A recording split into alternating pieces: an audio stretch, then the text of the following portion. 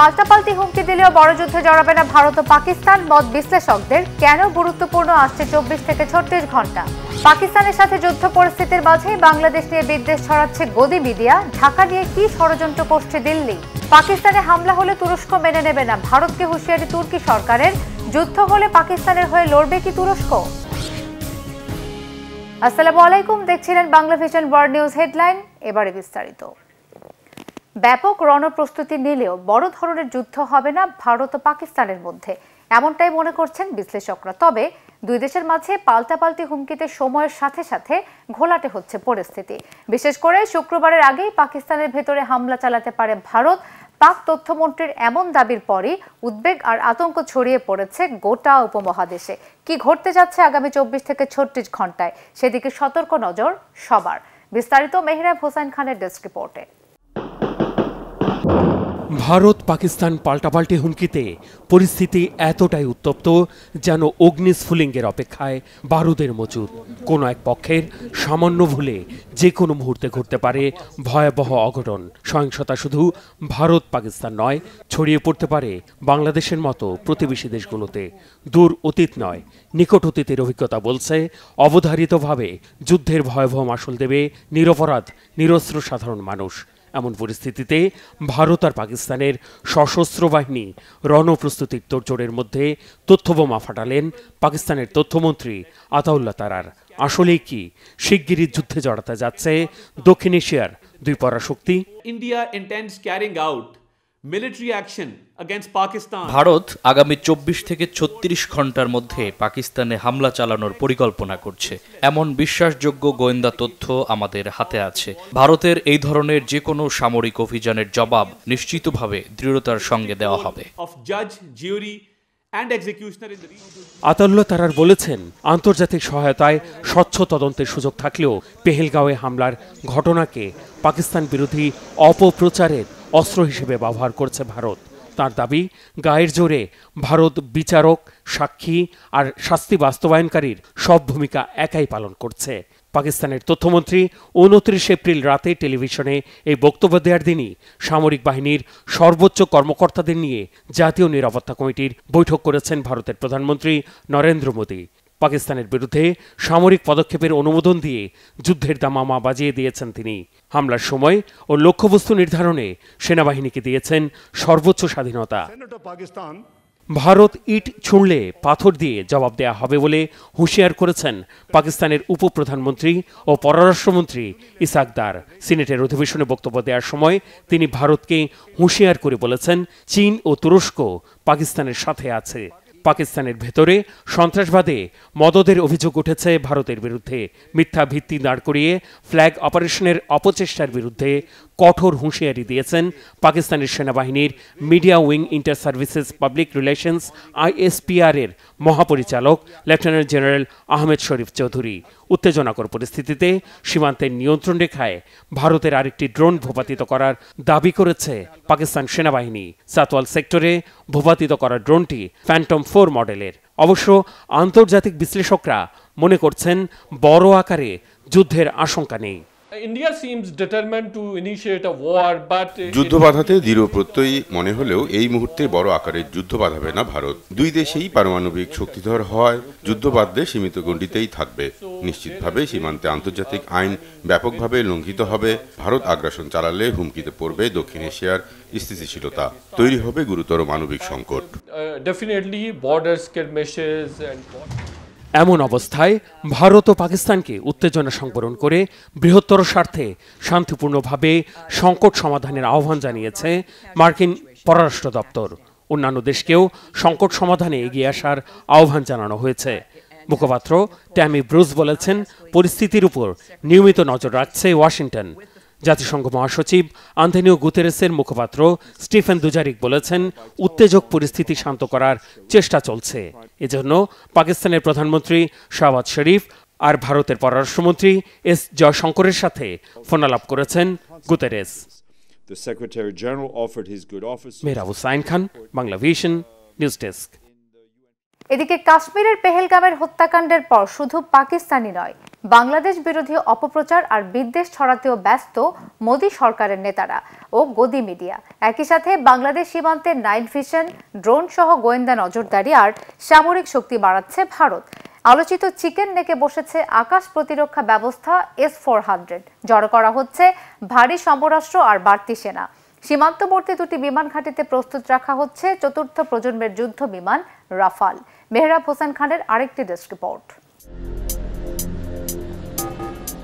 ছাত্র জনতার অভ্যুত্থানে শেখ হাসিনা ঢাকা ছেড়ে নয়াদিল্লি পালানোর পর ভারতের মোদী সরকারের বাংলাদেশ বিরোধী কট্টর অবস্থানে এবার কি রসদ জোগাচ্ছে পেহেলগাঁওয়ের হামলার ঘটনা।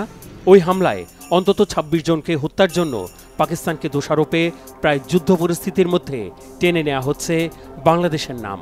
এ অপতৎপরতায় ভারতের রাজনীতিবিদরা শুধু নন, মূলধারার কিছু গণমাধ্যমও ছড়াচ্ছে বাংলাদেশ বিদ্বেষ। এমন ঘোলাটে পরিস্থিতিতে বাংলাদেশ সীমান্তে আগে ভাগে কৌশলগত সামরিক পদক্ষেপ নিয়ে শক্তি বাড়াচ্ছে ভারত। বসেছে আকাশ প্রতিরক্ষা ব্যবস্থা, সীমান্তের কাছাকাছি স্ট্যান্ড বাই অত্যাধুনিক যুদ্ধবিমানের বহর। কেন উত্তেজনা বাড়ানোর এই তৎপরতা? আসলেই কি বাংলাদেশকে হুমকি মনে করছে পরমাণু শক্তিধর ভারত? আগুনে ঘি ঢালার কাজটি করেছে ভারতের সেনাপ্রধানের সাম্প্রতিক বক্তব্য। জেনারেল উপেন্দ্র দ্বিবেদীর দাবি, পাকিস্তানের মদতপুষ্ট জঙ্গি অপতৎপরতা বেড়েছে বাংলাদেশে। সেই সাথে পাকিস্তানের গোয়েন্দা সংস্থা ISIও বাংলাদেশ সীমান্তে আনাগোনা বাড়িয়েছে। মুর্শিদাবাদের ধুলিয়ানে সাম্প্রতিক অস্থিরতার পেছনে বাংলাদেশ সীমান্ত দিয়ে পশ্চিমবঙ্গে জঙ্গি অনুপ্রবেশের অভিযোগও তুলেছে ভারতের গোয়েন্দারা। বিএসএফকে সতর্ক করার রেশ থাকতেই হামলা হয় জম্মু কাশ্মীরে। এতে বাংলাদেশকে আর আস্থার তালিকায় রাখতে নারাজ ভারতের সেনাবাহিনী। তাই বাংলাদেশ সীমান্তকে নজরদারির চাদরে ঢাকতে সব রকমের চেষ্টায় নেমেছে ভারত। প্রথম ধাপে বাংলাদেশ লাগোয়া 5টি রাজ্যের 4096 কিলোমিটার সীমান্ত জুড়ে বিএসএফের সঙ্গে যৌথ গোয়েন্দা নজরদারিতে নেমেছে সেনাবাহিনী। কয়েকটি কৌশলগত পয়েন্টে সামরিক মহড়া, সেনাবাহিনীর গোয়েন্দা অনুসন্ধান ও নির্দিষ্ট কিছু অবকাঠামো রদবদলের কাজও চলছে জোরে সোরে।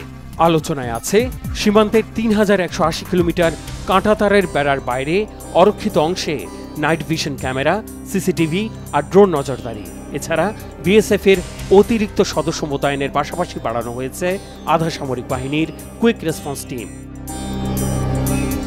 শেখ হাসিনা পালানোর ঘটনা প্রবাহে পাল্টাপাল্টি হুমকিতে গুরুত্বপূর্ণ হয়ে উঠেছে ভারতের স্পর্শকাতর করিডোর শিলিগুড়ি, যা চিকেন নেক নামে বহুল প্রচলিত।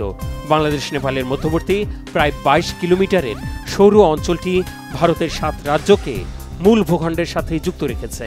তাই চিকেন নেক কোনো কারণে অবরুদ্ধ হলে বিচ্ছিন্ন হবে ভারতের উত্তর পূর্বাঞ্চল। অরুণাচল, আসাম, মণিপুর, মেঘালয়, মিজোরাম, নাগাল্যান্ড, সিকিম ও ত্রিপুরায় সেনা ও নিত্যপণ্য পরিবহনের একমাত্র রাস্তা এটি। কাশ্মীরে হামলার পর চিকেন করিডোর জুড়ে এখন সেনাবাহিনীর ত্রিশক্তি কোর আর আসাম রাইফেলসের ব্যস্ততা। এখানেই শেষ নয়, উত্তরবঙ্গের হাসিমারা ও বাগডোগরা বিমান ঘাঁটির শক্তি বাড়াতে জড়ো করা হচ্ছে চতুর্থ প্রজন্মের অত্যাধুনিক যুদ্ধবিমান রাফাল। নিয়মিত কাঁপাচ্ছে শিলিগুড়ির আকাশ। ভারতের হাতে থাকা 36টি রাফালের বহর বাড়াতে ফ্রান্সের কাছ থেকে নতুন করে আরও 26টি কেনার চুক্তিও সই হয়েছে গত 28 এপ্রিল, যা রাগঢাক ছাড়াই বুঝিয়ে দিচ্ছে বৈরী প্রতিবেশী বেষ্টিত ভারতের উদ্বেগ। Mehrab Hossain Khan, Bangla vision, news desk. শুধু প্রতিবেশী দেশগুলোই নয়, বরাবরের মতোই নিজ দেশের মুসলিমদের বিরুদ্ধে বিদ্বেষ ও আতঙ্ক ছড়াতে উস্কানিমূলক গান প্রকাশ করছে ভারতের বিভিন্ন ইউটিউব চ্যানেল। সম্প্রতি কাতার ভিত্তিক সংবাদ মাধ্যম আল জাজিরার এক অনুসন্ধানে কমপক্ষে এমন 20টি গানের খোঁজ পাওয়া গেছে। বিস্তারিত মির ফজলে রাব্বির ডেস্ক রিপোর্টে। গানের সুরে দেওয়া হচ্ছে যুদ্ধের ডাক, জানানো হচ্ছে সব হিন্দুদের এক হয়ে মুসলিমদের বিরুদ্ধে লড়াই করার আহ্বান। ইউটিউবে প্রকাশ পাওয়া এসব গানে আসছে লাখ লাখ ভিউজ, আর যুদ্ধের প্রতি সমর্থন জানিয়ে ভিডিওর নিচে পড়ছে হাজার হাজার কমেন্ট। ভারতে এসব মুসলিম বিদ্বেষী উস্কানিমূলক গানগুলো এখন আছে ট্রেন্ডিংয়ে।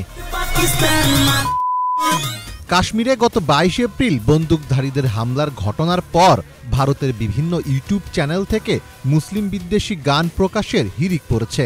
সম্প্রতি কাতার ভিত্তিক সংবাদ মাধ্যম আল জাজিরার এক অনুসন্ধানে কমপক্ষে এমন 20টি গানের খোঁজ পাওয়া গেছে বলে এক প্রতিবেদনে জানানো হয়। উগ্র হিন্দুত্ববাদী বিভিন্ন গ্রুপ থেকে গানগুলো অনলাইনে ব্যাপকভাবে ছড়িয়ে দেওয়া হচ্ছে। গানগুলোতে ইসলাম নিয়ে নানা কুরুচিপূর্ণ কথা বলা হয়েছে, আর এগুলোকেই অস্ত্র হিসেবে ব্যবহার করে ছড়ানো হচ্ছে বিদ্বেষ ও আতঙ্ক। কাশ্মীরে পর্যটকদের হামলার পর অনেকে দাবি করেছেন বন্দুকধারীরা হিন্দু পর্যটকদের লক্ষ্য করে গুলি চালিয়েছিলেন। ইউটিউবে প্রকাশিত ওইসব গানে এই বিষয়টি উল্লেখ করে বলা হয়, ভারতীয় মুসলিমদের আর বিশ্বাস করা যায় না। একটি গানের শিরোনাম পেহলে ধর্ম পুছা, অর্থাৎ তারা প্রথমে ধর্ম জানতে চেয়েছিল। ওই গানের কথায় মুসলিমরা হিন্দুদের বিরুদ্ধে ষড়যন্ত্র করছেন বলে অভিযোগ তোলা হয়েছে। আরেকটি গানে বলা হয়, এক কি বাদলে 1 লাখ কো ঘর মে ঘুসকে মারেঙ্গে, অথচ বন্দুকধারীদের থামাতে গিয়ে একজন মুসলিম ঘোড়াচালক সেদিন প্রাণ হারিয়েছেন। আবার আহত পর্যটকদের উদ্ধারে স্থানীয় মুসলিমরা এগিয়ে এসেছেন। ভারতে গানের মাধ্যমে মুসলিম বিদ্বেষ ছড়িয়ে দেওয়া নতুন কোনো ঘটনা নয়। উগ্রবাদী এমন গান তৈরির জন্য বিশেষ সুবিধাও পেয়েছেন এসব গানের অনেক শিল্পী। 2022 সালে মুসলিম বিরোধী গান তৈরি করে জনপ্রিয়তা পেয়েছিলেন উত্তরপ্রদেশের শিল্পী কৃষ্ণা ভানশি। তিনি গানের মাধ্যমে মুসলিমদের দেশবিরোধী আখ্যা দিয়ে পাকিস্তানে চলে যেতে বলেছিলেন। পরবর্তীতে মুখ্যমন্ত্রী যোগী আদিত্যনাথের শপথ অনুষ্ঠানে এই শিল্পীকে পুরস্কৃত করা হয়। গানের মাধ্যমে এমন প্রচারণায় ভারতের একাধিক রাজ্যে বাস্তবেও মুসলিমদের বাড়িঘরে হামলাসহ সহিংসতার ঘটনা ঘটছে। গুজরাট রাজ্যে সম্প্রতি পরিচালিত একটি চিরুনি অভিযানে বাংলাদেশি সন্দেহে বিপুল সংখ্যক মানুষকে আটক করা হয়েছে। রাজ্য পুলিশের তথ্য মতে চলতি সপ্তাহের অভিযানে এখন পর্যন্ত প্রায় 6500 অবৈধ অভিবাসী আটক হয়েছে। তবে বিভিন্ন গণমাধ্যমের অনুসন্ধানে উঠে এসেছে ভিন্ন চিত্র। যাদের বাংলাদেশি নাগরিক হিসাবে আটক করা হয়েছে তাদের অনেকেই ভারতের ভিন্ন ভিন্ন রাজ্যের বাংলা ভাষাভাষী মুসলিম নাগরিক, যাদের বৈধ পরিচয়পত্রও রয়েছে। উত্তরপ্রদেশ, ওড়িশা, মহারাষ্ট্র, পশ্চিমবঙ্গ এবং গুজরাট থেকে আসা এসব নাগরিকদের বাংলাদেশি তকমা দিয়ে হয়রানি করা হচ্ছে। শুধু আটকই নয়, আহমেদাবাদের মুসলিম অধ্যুষিত চান্দোলা লেক এলাকায় বুলডোজার দিয়ে গুড়িয়ে দেওয়া হয়েছে বহু মুসলিম নাগরিকের ঘরবাড়ি। ফলে আতঙ্ক ও উদ্বেগ নিয়ে দিন কাটাতে হচ্ছে ভারতের সাধারণ মুসলিমদের। মীর ফজলে রাব্বি, বাংলা ভিশন। এদিকে পাকিস্তানে হামলা হলে তা তুরস্ক মেনে নেবে না বলে ভারতকে হুঁশিয়ার করে দিয়েছে তুরস্ক। ভারত পাকিস্তান সম্ভাব্য যুদ্ধের মাঝে ইসলামাবাদ সফররত তুরস্কের উচ্চ পর্যায়ের একটি সামরিক প্রতিনিধি দল সাফ জানিয়ে দিয়েছে, পাকিস্তানে হামলাকে রেড লাইন অতিক্রম হিসেবে বিবেচনা করবে তুর্কি। পাক ভারত যুদ্ধ বেঁধে গেলে পাকিস্তানের হয়ে তুরস্ক লড়াইয়ে অংশ নেবে কিনা তা নিয়েও চলছে জল্পনা। হিজল জোবারের ডেস্ক রিপোর্টে বিস্তারিত। দক্ষিণ এশিয়ার ভূ রাজনীতিতে প্রভাব বাড়াতে বিশেষভাবে তৎপর হয়ে উঠেছে তুরস্ক। এ লক্ষ্যে পাকিস্তানের সাথে ক্রমশ সম্পর্ক গভীর করছে তারা। ভারত ও পাকিস্তানের মধ্যে চলমান উত্তেজনার মাঝে তাদের এই তৎপরতা বিশেষভাবে দৃষ্টি আকর্ষণ করছে। টাইমস অব ইন্ডিয়া সহ ভারতীয় বিভিন্ন সংবাদ মাধ্যমের দাবি, যুদ্ধ পরিস্থিতির মাঝে পাকিস্তানকে সামরিক সরঞ্জাম ও অস্ত্রশস্ত্র সরবরাহ করছে তুরস্ক, যদিও এমন দাবি নাকচ করেছে আঙ্কারা। এরই মাঝে প্রতিরক্ষা ও সামরিক খাতে ঘনিষ্ঠ সহযোগিতার লক্ষ্যে তুরস্কের উচ্চ পর্যায়ের একটি সামরিক গোয়েন্দা প্রতিনিধি দলের ইসলামাবাদ সফর নতুন করে দৃষ্টি কেড়েছে। প্রতিনিধি দলের সদস্যদের মধ্যে ছিলেন তুরস্কের গোয়েন্দা বিভাগের প্রধানও। সব মিলিয়ে যুদ্ধ পরিস্থিতিতে তুরস্ক পাকিস্তানকে কেবল অস্ত্র নয়, গোয়েন্দা সহযোগিতাও দেবে বলে ধারণা ভারতীয় বিশ্লেষকদের। এদিকে এরই মাঝে পাকিস্তানের সাথে যুদ্ধে না জড়াতে ভারতকে কঠোর বার্তা দিয়েছেন তুরস্কের প্রেসিডেন্ট রিসেপ তাইয়েপ এরদোয়ানের দল একে পার্টির অন্যতম নেতা পার্লামেন্ট মেম্বার আলী শাহিন। প্রতীকী অর্থে পাকিস্তানকে নিজ দেশের বৃহত্তর সীমান্ত চৌকি উল্লেখ করে তিনি বলেছেন, তুরস্কের নিরাপত্তা বলয় শুরু হয় পাকিস্তান থেকে। ফলে পাকিস্তানে ভারতের হামলাকে রেড লাইন অতিক্রম হিসেবে বিবেচনা করবে তুরস্ক। সীমা লঙ্ঘন করলে আঙ্কারা তা মেনে নেবে না বলে ইঙ্গিত দিয়েছেন তিনি। সার্বিক প্রেক্ষাপটে যুদ্ধ বেঁধে গেলে তুরস্ক পাকিস্তানের হয়ে লড়াইয়ে অংশ নেবে কিনা তা নিয়ে চলছে নানান জল্পনা। ভারতীয় বিশ্লেষকদের মতে দিল্লির বিরুদ্ধে সম্ভাব্য যুদ্ধে আঙ্কারা ইসলামাবাদকে সরাসরি সমর্থন দিচ্ছে। প্রতিনিধিত্বশীলদের বিভিন্ন বক্তব্য ও কর্মকাণ্ডে তাই স্পষ্ট হয়ে উঠছে। এতে করে ভূরাজনৈতিক উত্তেজনা আরও বাড়ছে বলে মনে করছেন তারা। এর আগে ২৮ এপ্রিল এক প্রতিবেদনে প্রভাবশালী ভারতীয় গণমাধ্যম টাইমস অব ইন্ডিয়ায় দাবি করা হয় ২৭ এপ্রিল তুরস্কের বিমান বাহিনীর একটি হারকিউলিস 130 কার্গো বিমান করাচিতে অবতরণ করে। তাতে ছিল নানা রকম সামরিক সরঞ্জাম। এছাড়া ইসলামাবাদের আরেকটি সামরিক ঘাঁটিতে তুরস্কের আরও ৬টি 130 কার্গো বিমান পৌঁছানোর কথা জানায় টাইমস অব ইন্ডিয়া। সেগুলোতেও সামরিক সরঞ্জাম ছিল বলে দাবি তাদের। তবে আনুষ্ঠানিক এক বিবৃতিতে এ ধরনের দাবিকে অমূলক বলে উল্লেখ করেছে তুরস্ক। নিছক জ্বালানি নেয়ার জন্য একটি হারকিউলিস 130 বিমান পাকিস্তানে অবতরণ করেছিল বলে জানিয়েছে তারা।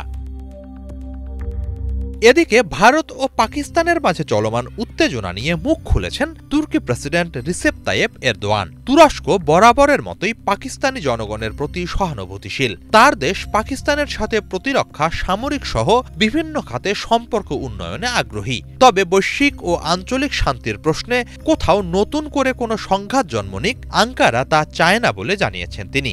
সে জায়গা থেকে ভারত ও পাকিস্তান চলমান উত্তেজনা কমিয়ে সংযত আচরণ করবে এটি প্রত্যাশা তার। এ ব্যাপারে তুরস্ক ভূমিকা রাখতে আগ্রহী বলেও জানান এরদোয়ান। হিজল জুবায়ের, বাংলা ভিশন। কোথাও মা তার আদরের সন্তানকে রেখে চলে যেতে বাধ্য হচ্ছেন, আবার কোথাও স্ত্রী রেখে যাচ্ছেন প্রিয় স্বামীকে। গেল কয়েকদিন ধরে এমন চরম অমানবিক ও আবেগঘন বিদায়ের দৃশ্য চোখে পড়ছে পাক ভারত সীমান্তে। একদিকে পাকিস্তানি নাগরিক মা তার ভারতীয় পুত্রকে বিদায় জানাচ্ছেন, অন্যদিকে পাকিস্তানি বধূ তার ভারতীয় স্বামীকে ছেড়ে যেতে বাধ্য হচ্ছেন। পেহেলগাম হত্যাকাণ্ডের পর পাকিস্তানি নাগরিকদের ভিসা সুবিধা ভারত বাতিল করায় এমন অমানবিক পরিস্থিতি দেখা দিয়েছে। বিস্তারিত ডেস্ক রিপোর্টে। বিভিন্ন কারণে ভারতে বসবাস করা পাকিস্তানি নাগরিকরা এবার ফিরে যাচ্ছেন নিজ দেশে। গত ২৯ এপ্রিল ভারত পাকিস্তান সীমান্তে দেখা মেলে এক আবেগঘন দৃশ্য। এসব আবেগময় মুহূর্ত ক্যামেরাবন্দি করেন এএফপির এক আলোকচিত্রী। এখন পর্যন্ত প্রায় ৫০০-র বেশি পাকিস্তানি নাগরিক ভারত ত্যাগ করে নিজ দেশে ফিরে গেছেন। এদিন সীমান্তে বিদায়বেলায় দেখা যায় প্রিয়জনদের কান্না, আলিঙ্গন। পরিবারের সদস্যদের সঙ্গে দীর্ঘদিন থাকার পর এই বিদায় ছিল অনেকের কাছেই অত্যন্ত বেদনাদায়ক। কেউ বাবা মাকে বিদায় জানালেন, কেউ সন্তানকে, কেউ বা স্বামী বা স্ত্রীকে। এক পাকিস্তানি নাগরিক তার ভারতীয় পুত্রকে আলিঙ্গন করে কাঁদতে কাঁদতে বিদায় নেন। এক পাকিস্তানি বধূ তার ভারতীয় স্বামীকে বিদায় জানান। এ সময় কান্নায় ভেঙে পড়েন তিনি। कुछ भी कर लूं, सारा दिन घुमा लूं फिरा लूं, रात को तो माँ इनको चाहिए ही चाहिए ना भाई। ভারতে আসা পাকিস্তানি নাগরিকদের জন্য স্বল্পমেয়াদী ১২টি ভিসার আওতায় দেশ ত্যাগের নির্ধারিত শেষ দিন ছিল ২৭ এপ্রিল। এদিকে চিকিৎসা ভিসার জন্য সময়সীমা ছিল ২৯ এপ্রিল পর্যন্ত। ফলে ২৯ এপ্রিল সীমান্তের ভিড় ছিল চোখে পড়ার মতো। সীমান্ত চৌকিতে এদিন উপস্থিত বিএসএফ সদস্যরা পাসপোর্ট ও অন্যান্য নথি যাচাই করছিলেন। নথিপত্র যাচাইয়ের সময় সীমান্তের আবহ ছিল আবেগে ভরা। বিদায় জানিয়ে হাত নাড়ছিলেন অনেকেই, আর ফিরে তাকিয়ে কাঁদছিলেন প্রিয়জনদের দিকে। এদিন আবেগ, ভালোবাসা ও বিচ্ছেদের মুহূর্তগুলো রাজনীতি থেকে অনেক উপরে উঠে এসে মানবিকতার উদাহরণ তৈরি করেছিল। সীমান্তের দুই পাশের মানুষ একে অপরকে দেখিয়েছিল সহানুভূতি ও সম্মান। জম্মু কাশ্মীরের পেহেলগামে বন্দুকধারীর হামলার পর পাকিস্তানি নাগরিকদের ভিসা সুবিধা বাতিল করে দেয় ভারত। পরদিন পাকিস্তানও ভারতীয় নাগরিকদের বিরুদ্ধে একই ব্যবস্থা নেয়।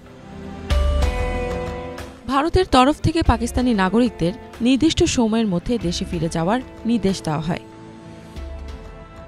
এদিকে জম্মু কাশ্মীরের আকাশযাপন কেন্দ্রগুলো বন্ধের ঘোষণা দিয়েছে ভারত। বর্তমানে সেখানে ভারতীয় সেনাদের গণগ্রেপ্তার ও ধ্বংসযজ্ঞ চলছে। ফলে প্রায় ৪৮টি রিসোর্ট অস্থায়ীভাবে বন্ধ করার সিদ্ধান্ত নেওয়া হয়।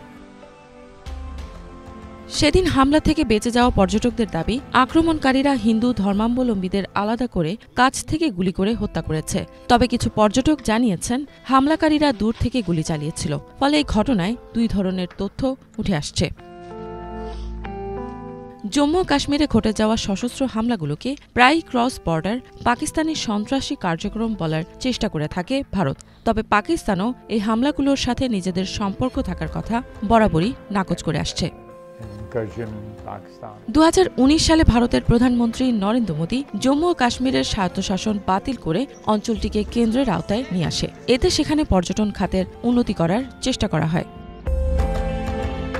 ইফাত জাহান, বাংলা ভিশন। পেহেলগাম হত্যাকাণ্ডের জেরে আবারও মুখ থুবড়ে পড়েছে পর্যটন নির্ভর কাশ্মীরের অর্থনীতি। সপ্তাহ পেরিয়ে গেলেও ব্যবসা বাণিজ্যে ফেরেনি স্বাভাবিকতা। হোটেল খালি, বাতিল হয়ে গেছে প্রায় 90% আগাম বুকিং।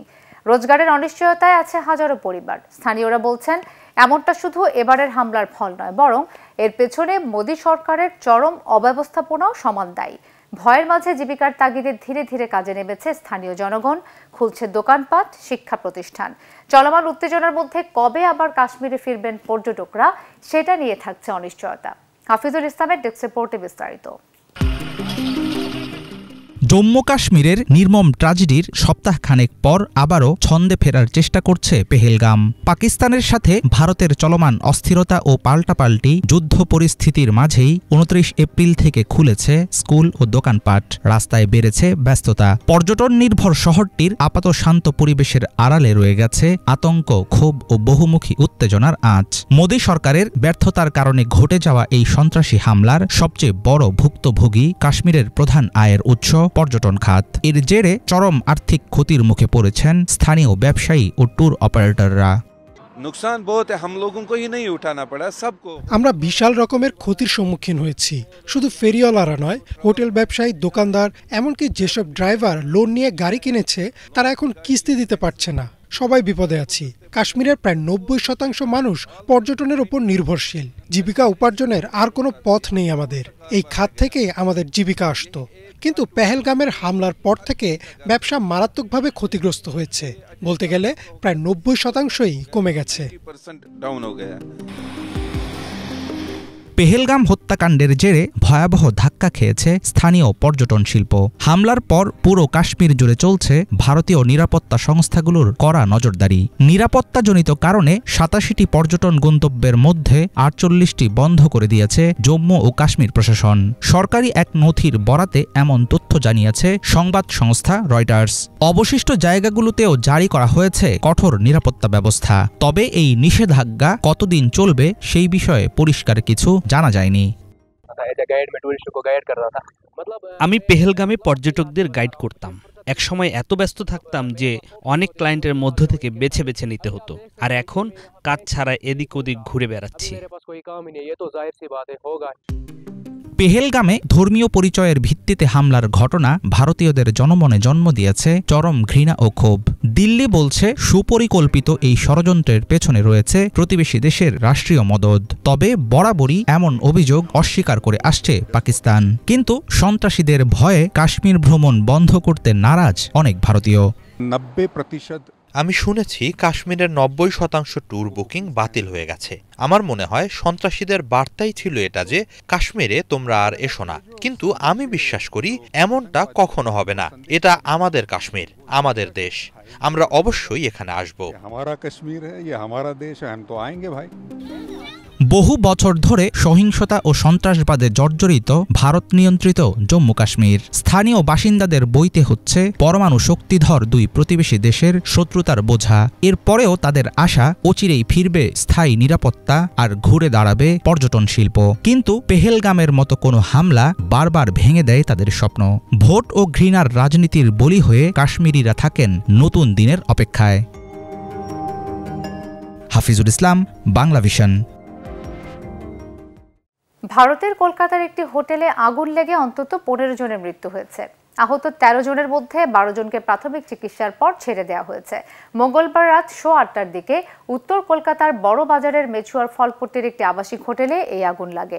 প্রবল ধোঁয়ায় ঢেকে যায় হোটেলটি। ফলে ভেতরে আটকা পড়া অনেকেই ধোঁয়ায় দম বন্ধ হয়ে মারা গেছে বলে জানিয়েছে কর্তৃপক্ষ। আতঙ্কে হোটেল থেকে ঝাঁপ দেওয়ায় একজনের মৃত্যু হয়েছে। নিহতদের মধ্যে 2 শিশুও রয়েছে। আগুন লাগার খবর পাওয়ার পরই ঘটনাস্থলে পৌঁছায় কলকাতার ফায়ার সার্ভিসের 10টি ইউনিট। 4 ঘন্টার চেষ্টার পর আগুন নিয়ন্ত্রণে আনে তারা। পাঁচতলা হোটেলের 42টি ঘরে মোট 88 জন অতিথি ছিল। এছাড়াও ছিল 60 জন কর্মকর্তা কর্মচারী। কিভাবে আগুন লেগেছে তা এখনো জানা যায়নি। আগুন লাগার কারণ খতিয়ে দেখার নির্দেশ দিয়েছে পশ্চিমবঙ্গ সরকার। এ ঘটনায় শোক প্রকাশ করেছেন প্রধানমন্ত্রী নরেন্দ্র মোদী ও পশ্চিমবঙ্গের মুখ্যমন্ত্রী মমতা ব্যানার্জি। নিহতদের প্রত্যেকের পরিবারকে 2 লাখ টাকা ও আহতদের 50,000 টাকা করে আর্থিক সাহায্য দেওয়ার ঘোষণা দিয়েছেন তিনি। এই ছিল আজকের মতো। এতক্ষণ সাথে থাকায় ধন্যবাদ সবাইকে।